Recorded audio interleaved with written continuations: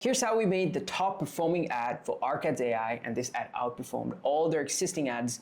I'm going to show you how we made it. This is not something that I came up from scratch. This was a group effort. This is not a brand new idea. It's pretty much an iteration of a winning ad that was already made by Mr. Paid Social. You guys probably know him. This was pretty much a hook iteration that we did for this winning ad. And I worked closely with the head of paid marketing at Arcads. I have to say, this is one of the most coolest people I have ever worked with. He's such a nice guy that sometimes I feel like doing stuff for free because of just how nice he is. Now, the goal of this ad was to showcase Arcads' new feature, which was Sora, where you can create really good ads. I'll show a few on the screen with just a like a 1 or 2 line prompt. You don't need to describe the script, you don't need to describe the scenes, you don't need to describe anything. So we wanted to showcase this feature, and that's what the ad was Mr. Paid Social posted a video about using this tool, and that video is going a bit viral, and Yan was like, hey, let's make some ads out of this. And what I did was I made a hook and body both,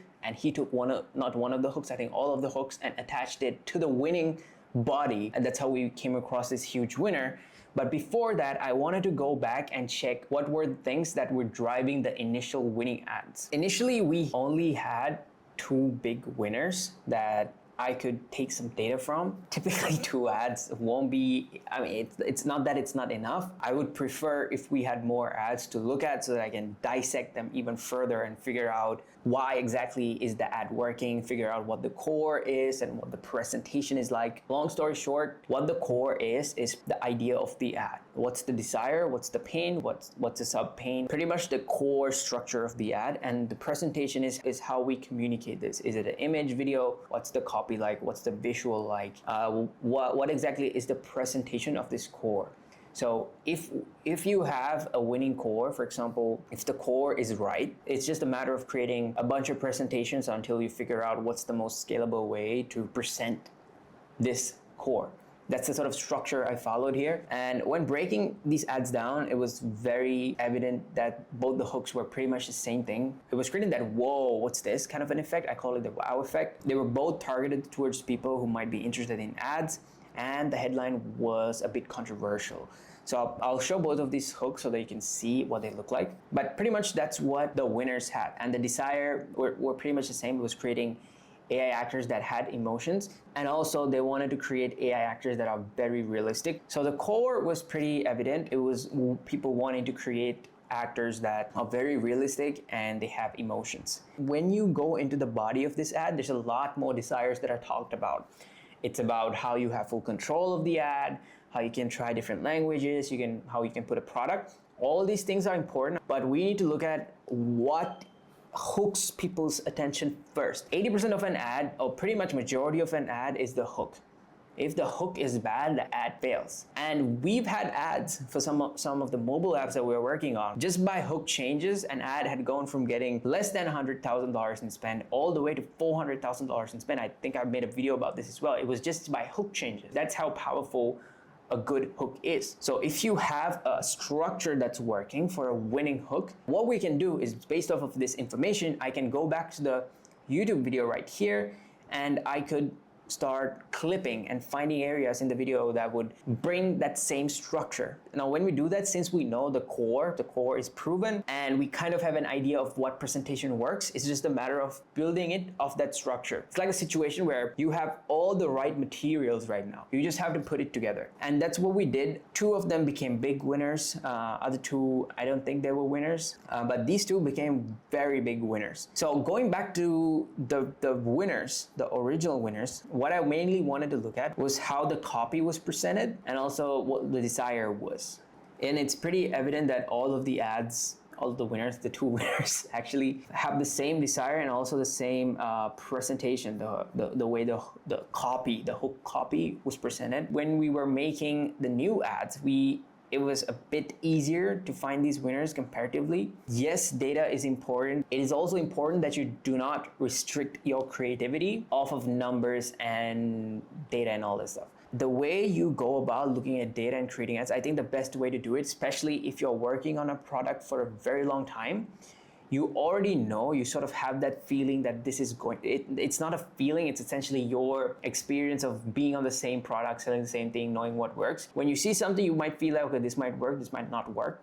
So it's very important that you do not restrict your creativity and also your gut feeling when it comes to creating ads by looking at numbers. So the way you go about doing this is you make the ads and then you revisit the data and be like, okay, here are the things that we can change.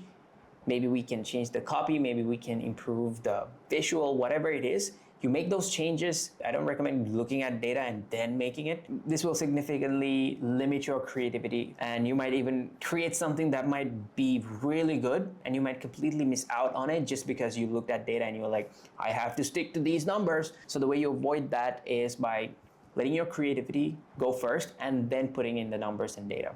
So here's pretty much the new ads that we made. I'll play them on the screen right now.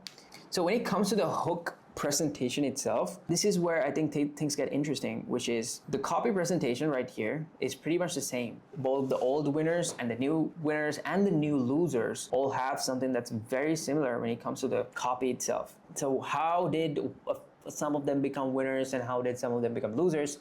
That's when you start looking at other factors. Now, if you go into the presentation itself on how everything was put together, this is where things change. Now, if you go back to the presentation of the previous winners, both of them have a reaction of some sort. So there's a reaction here because both of those videos had a reaction where the guy was like, whoa, this ad is crazy. And funny enough, the videos that we have reactions turn out to be winners. The text overlay on the videos that were losers were comparatively longer compared to the winners that were shorter. So it was short, simple, straight to the point that won. And we know for a fact that using the word Sora on your ads also worked because we have used it on one of the winners. We have used the word Sora and it still became a winner, whereas in this scenario it didn't. Now there's a clear mismatch right here because the copy presentation here is a bit more informative, whereas it was the controversial angle, and also the presentation is different, where this has a compilation of ads and the winner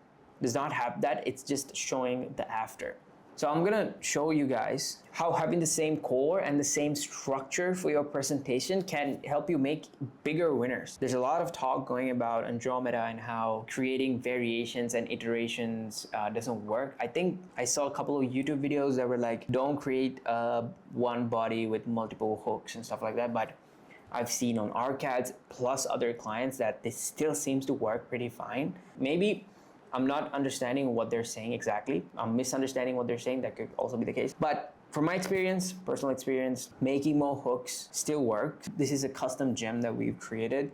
So I just put this in and I just wait, and Gemini will be able to read all of this and then let me know what are the things that went into the winners and what are the things that were different. Now, from this analysis, you guys will be able to see how maintaining the same structure influences your chances of getting a winning ad significantly. When we look at both the previous winners and the new winners, the presentation remains quite similar. The desire is still there, the copy presentation is still there, and also most importantly, there's some sort of reaction in the winners. Pretty much all the winners have a reaction. There's not a single winner that does not have a reaction. So having a reaction works.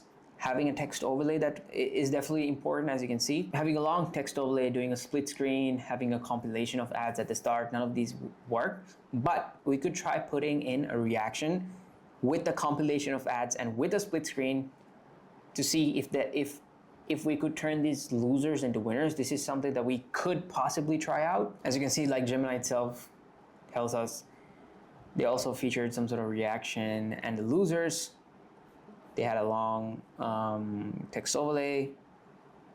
They even failed with being informative. Didn't work once again. So here's why losers lost despite having winning factors. That's what I was talking about earlier, where some losers can have things that the winners had, but why did it lose? You can really find this out by looking at other factors. As you can see, the proven presentation is a short UGC style video that has a voiceover, simple edit. There's a text overlay. It has a wall of controversial copy presentation, and it's for people who should be interested in AI actors. And I think this missed the whole, yes. See, AI is not perfect all the time, guys, which is why you need to manually review these as well. Before this video, I went through it and looked at it, hence why I remember it. But AI does miss things all the time. So yeah, that's pretty much how we did it. It's nothing complicated. It's just a matter of making very, very educated guesses. End of the day, it's very difficult to say whether an ad will work or not, hence why we create a lot of variations. But you could definitely increase your chances of getting a winning ad by looking at data.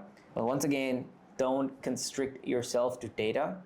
Try to be creative. That's where breakthrough comes in. I mean, even in the big winner that we have, there are a lot of things that were not present on the previous winners, which were showing the prompt, for example, or having the word Sora in the copy, or talking about how ads are fully automated. Like, these things were not there in the original winners, but I felt like we should be focusing on these things as it adds more value. But as you see, the winners all have most factors that were there in the previous winners. The new winners also have them, but there are things that are new as well.